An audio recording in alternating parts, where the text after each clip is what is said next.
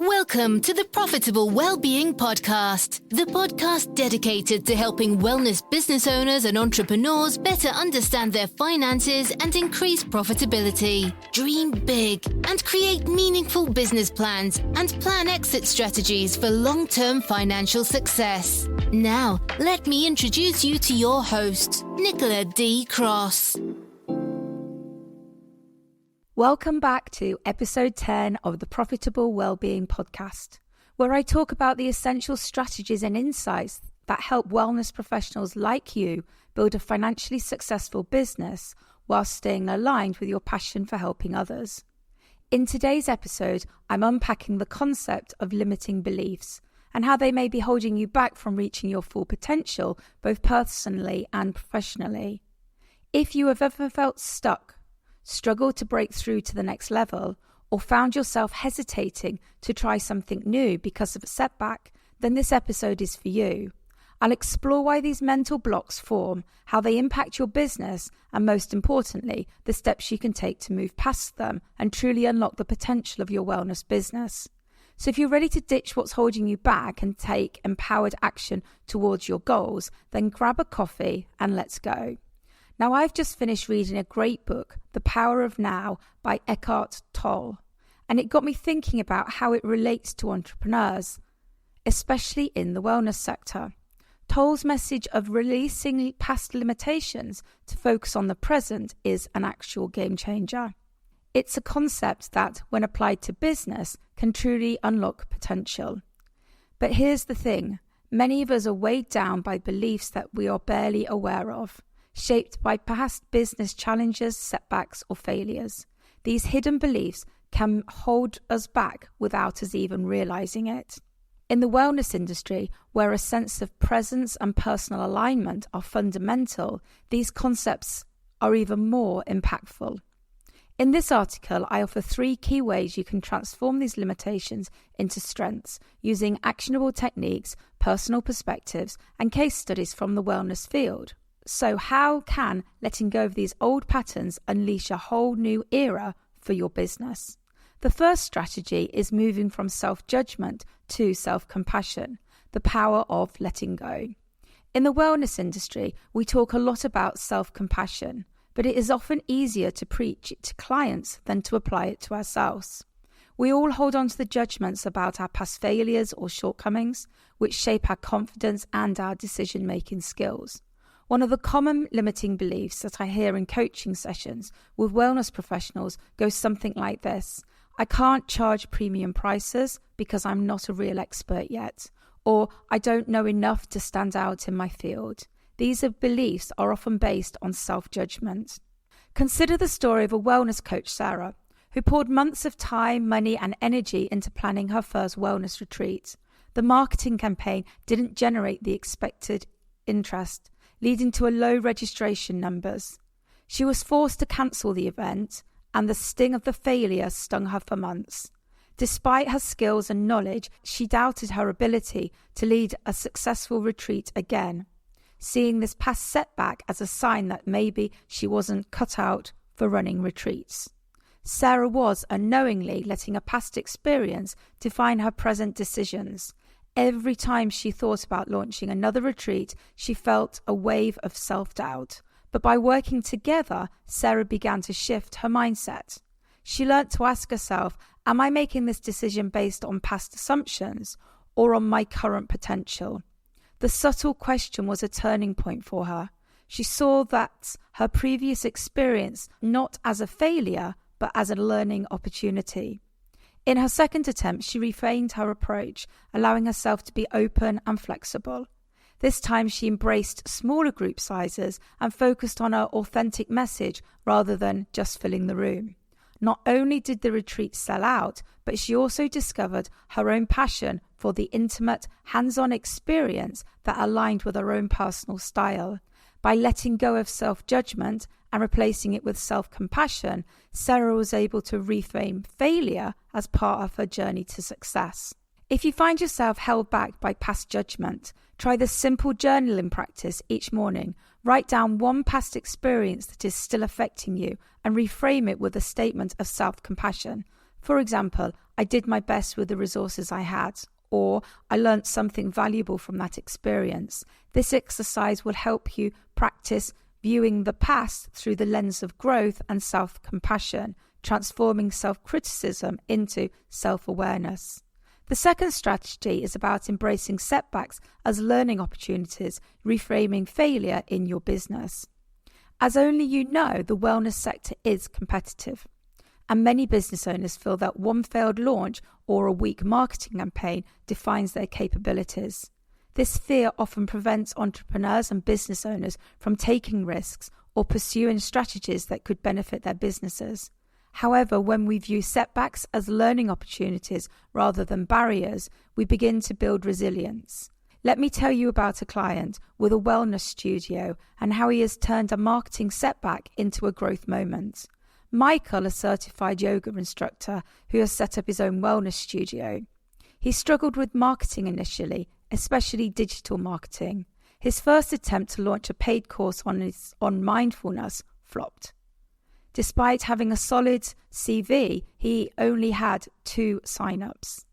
He felt frustrated and embarrassed. Letting this experience dictate his approach to digital marketing, he decided it just wasn't for him. Over time, however, he decided to try a different approach. He focused on creating content that resonated with his local community and provided free online classes as a way to introduce his teaching style.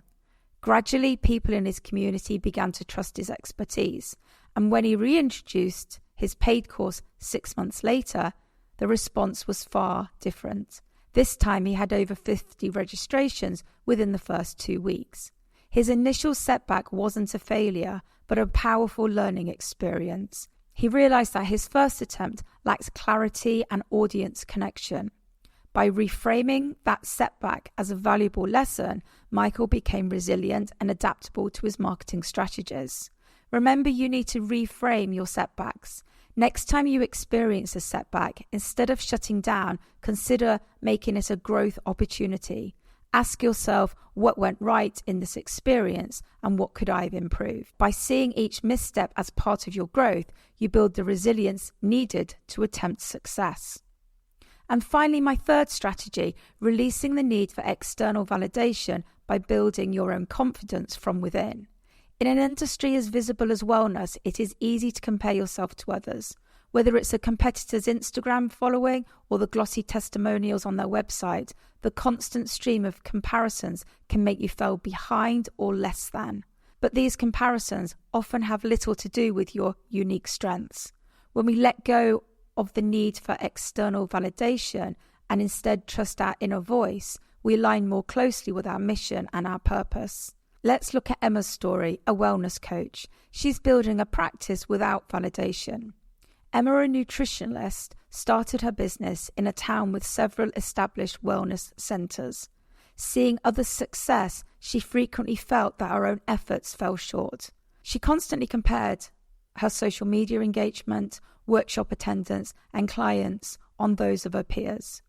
This feeling of being behind began to influence her business strategy. She started mimicking others' methods rather than creating programs that were aligned with her own strengths and expertise. However, together she decided to release the need for validation from others and shifted her focus inwards. She began to recognize that her unique approach, offering comprehensive one-to-one sessions and holistic coaching that integrated emotional health with nutritional guidance, was something only she could provide.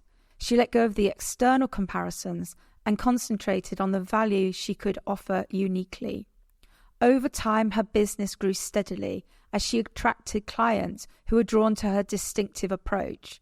By releasing the need for external validation, Emma built a loyal base who appreciated her authenticity. Letting go of comparison empowered her to feel more confident in her own work, ultimately bringing her closer to her goals. Here's an exercise to try for daily gratitude and reflection. To let go of the need for external validation, try ending each day with a simple gratification exercise. Write down 3 things you are grateful for in your business journey today. This practice helps you stay present and rooted to your unique path, allowing you to feel grounded and fulfilled by what you're building rather than swayed by external comparisons. In conclusion, embracing the present for long-term success is crucial for all business owners. I believe Toll's message in The Power of Now is ultimately about liberation. It's about freeing ourselves from the grip of the past and the anxieties of the future to fully live and create in the present. For wellness professionals, this perspective can be especially powerful. The work we do isn't just about building businesses, it's about offering meaningful experiences, healing, and the growth of our clients. When we are able to let go of past failures and believe what's limiting us, we not only transform our businesses, but also the value we bring to those we serve. Letting go of these limitations doesn't happen overnight, but with a consistent practice, we can free ourselves of the beliefs that no longer serve us. When we let go of self-judgment, we give ourselves permission to innovate and create without fear. When we embrace setbacks as growth, we build resilience. And when we release the need for external validation, we open ourselves to the possibility of the business that reflects our true vision, values, and strengths. The wellness sector is uniquely suited to lead by example in this journey.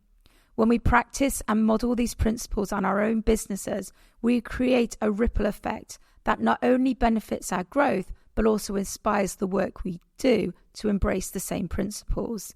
The journey to a successful, resilient, and purposeful driven business begins with the willingness to let go.